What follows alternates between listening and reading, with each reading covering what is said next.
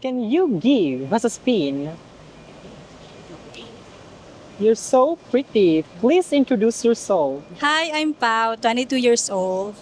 If your boyfriend's best friend hit on you, would you tell your friend or keep it secret?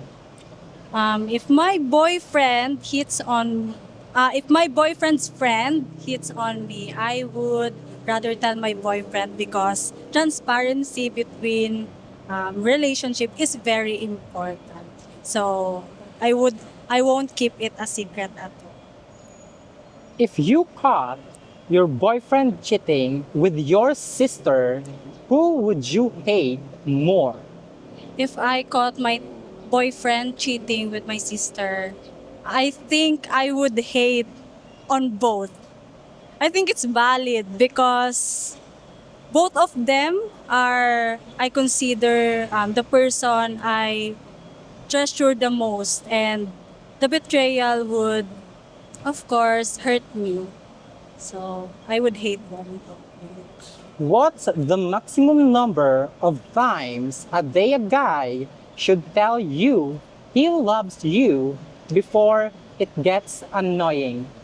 Oh, um, for that question, I think I really can tell the maximum number as long as if a guy is saying I love you in a very genuine manner, of course, I would accept that.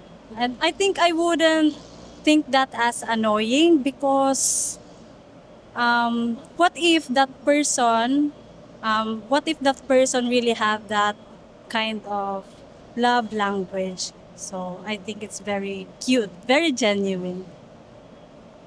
What's one thing a man should never say on a first date?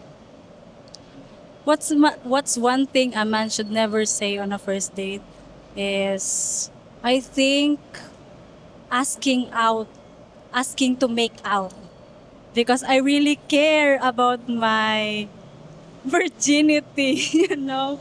And I think it's very sacred for me to do some things like that, like intercourse.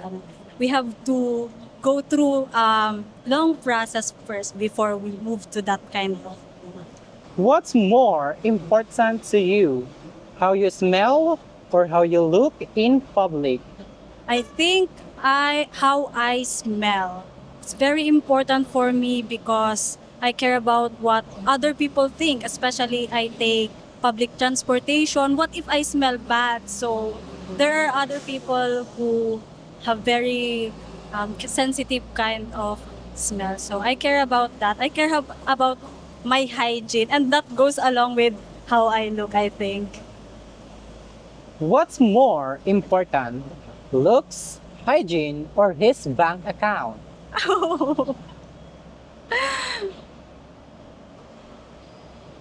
um, his bank account. I have to be honest, his bank account. Because in this kind of economy, you know, it's very important to have money. But of course, it's not just about him. It also has to be about me. So, bank account, it tells about the person, how hardworking they are, how they try to keep up with the economy, something like that. Who gets over a breakup faster? Men or women? I think women gets faster over breakups because we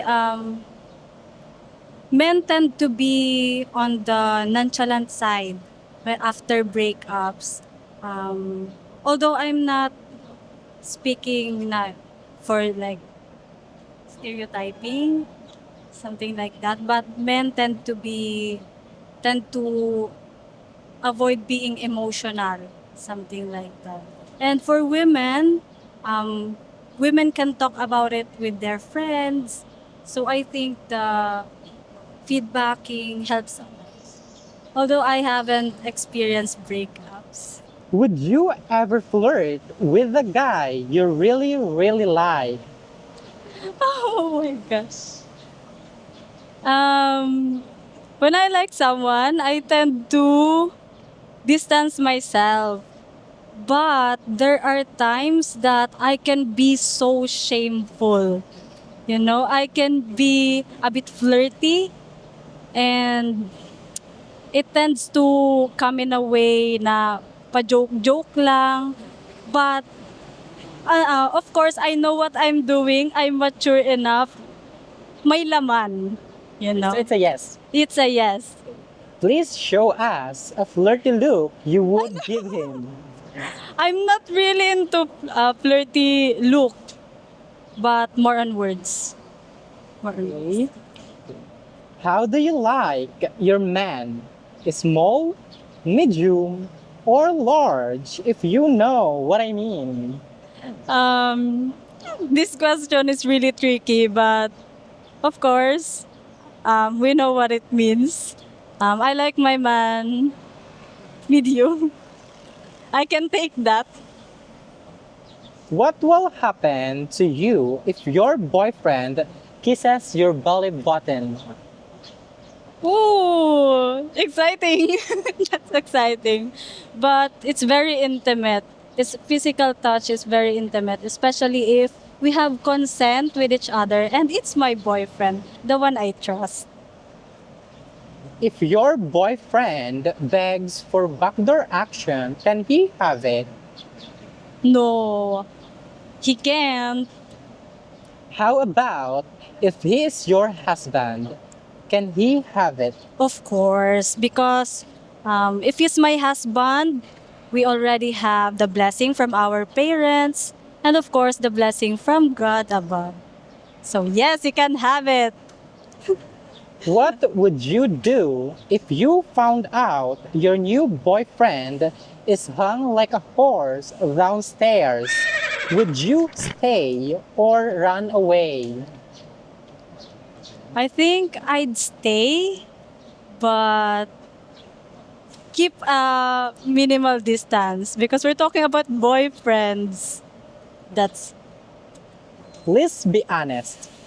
If you are in a relationship, how many rounds in one day? in a relationship.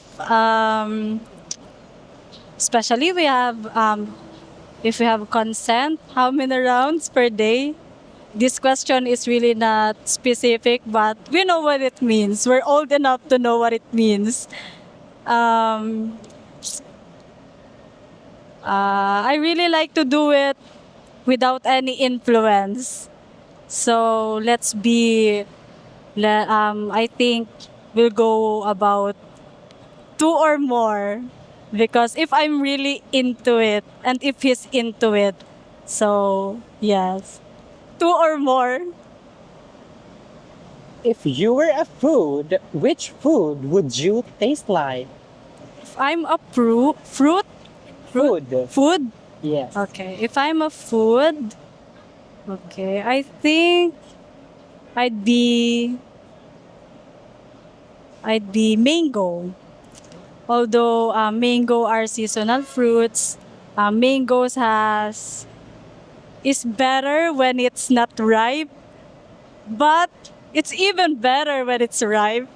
So it's up to your interpretation what that means. Thank you. Thank you for the interview.